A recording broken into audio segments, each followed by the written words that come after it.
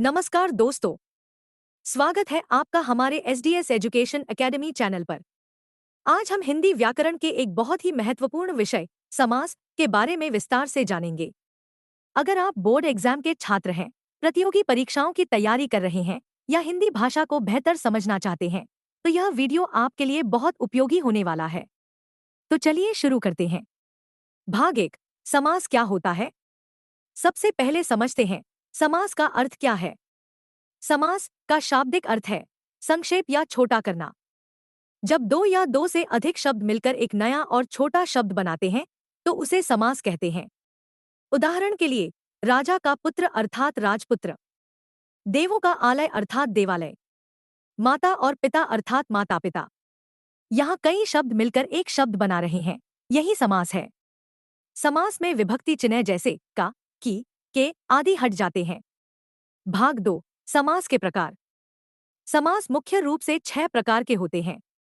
अव्ययी भाव समास, तत्पुरुष समास, कर्मधारय समास, द्वंद्व समास, द्विगु समास और बहुव्रीहि समास। अब हम एक एक करके सभी को आसान भाषा में समझेंगे। 1, अव्ययी भाव समास। जिस समास में पहला पद प्रधान होता है और पूरा शब्द अव्यय अर्थात जिसका रूप नहीं बदलता, वह अव्ययी भाव समास बन जाता है। उदाहरण के लिए, प्रतिदिन प्रति प्लस दिन, यथाशक्ति यथा प्लस शक्ति। यहाँ प्रति और यथा प्रधान है। अव्ययी भाव समास के पहले पद में अनु, अ, प्रति, यथा, भर, हर आदि शब्द आते हैं। 2, तत्पुरुष समास।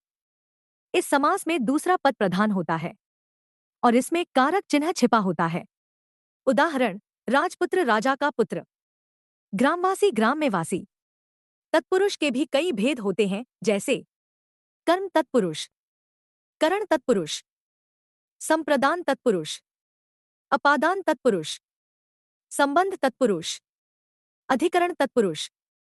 प्रतियोगी परीक्षाओं में यह बहुत पूछा जाता है। 3, कर्मधारय समास। कर्मधारय समास में व्यक्ति, वस्तु आदि की विशेषताओं का बोध होता है। इस समास में समस्त पद समान रूप से प्रधान होता है। इसमें पहला पद विशेषण तथा दूसरा पद विशेष्य होता है। विग्रह करने पर कोई नया शब्द नहीं बनता है। उदाहरण, नीलकमल, नीला है जो कमल। महापुरुष, महान पुरुष। यहाँ पहला शब्द दूसरे की विशेषता बता रहा है। 4, द्वंद्व समास। इसमें दोनों पद प्रधान होते हैं और इनके बीच और का भाव होता है।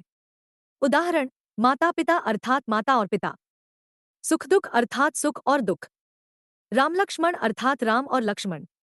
यहाँ दोनों शब्द समान महत्व रखते हैं। 5, द्विगु समास। जिस समास का पहला पद संख्यावाची विशेषण होता है तथा समस्त पद किसी समूह या फिर किसी समाहार का बोध करता है तो वह द्विगु समास कहलाता है, अर्थात जिसमें पहला पद संख्या दर्शाता है। उदाहरण, त्रिलोक अर्थात 3 लोक, पंचवटी अर्थात 5 वट वृक्षों का समूह। 6, बहुव्रीहि समास। बहुव्रीहि समास के अंतर्गत शब्द का विग्रह करने पर नया शब्द बनता है या नया नाम सामने आता है।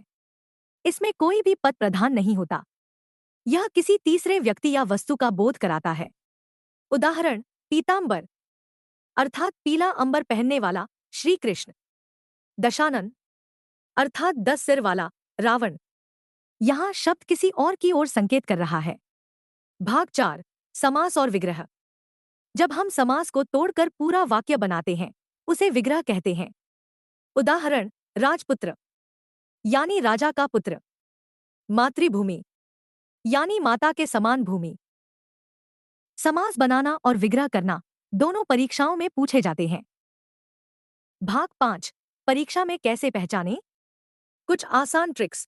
अगर और लगा हो तो द्वंद्व समास, संख्या हो तो द्विगु समास, विशेषण प्लस संज्ञा तो कर्मधारय, का, की, के छिपा हो तो तत्पुरुष, तीसरे व्यक्ति का बोध तो बहुव्रीहि।